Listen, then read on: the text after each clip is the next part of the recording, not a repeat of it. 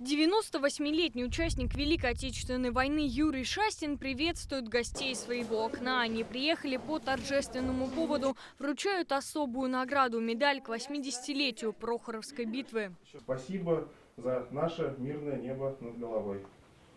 Спасибо. В ряды Красной Армии Юрия Шастина призвали со школьной скамьи. Уже через год он сражался на Курской дуге в составе 27-й армии. Был наводчиком. Тяжелые дни Прохоровской битвы ветеран до сих пор помнит в деталях. Танков сколько было, я вернее танкистом, но все это видел и все участвовал, помогал. Танкистам подвозили им продовольствие, все там, все время с ними взаимодействовали. Вручаем вам эту медаль, выражаем вам уважение. Такую же медаль в этот день получает еще один участник Прохоровского сражения – Николай Колесников. В тех жестоких боях ему пришлось принять на себя командование отделением пулеметчиков. О днях под Прохоровкой ветеран много не рассказывает.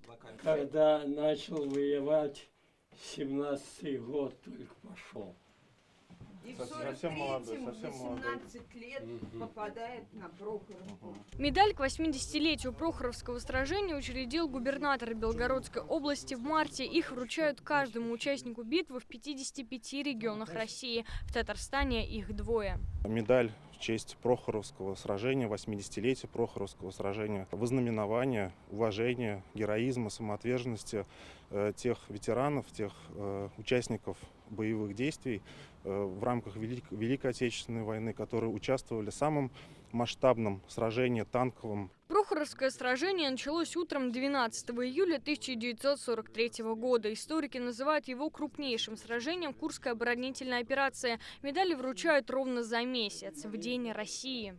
Сражение под Прохоровкой стало самой масштабной бронетанковой битвой в истории Великой Отечественной войны. Ожесточенные бои непрерывно шли несколько дней. Участвовали более 1000 танков с каждой стороны. По разным оценкам, 7000 советских солдат погибли. Их самоотверженность и героизм позволили переломить ход Курской битвы и приблизить долгожданную победу. В знак уважения и признательности памятную медаль сегодня получили 380 ветеранов по всей стране. Алена Семенская, Вадим Ларионов, ТНВ, Казань.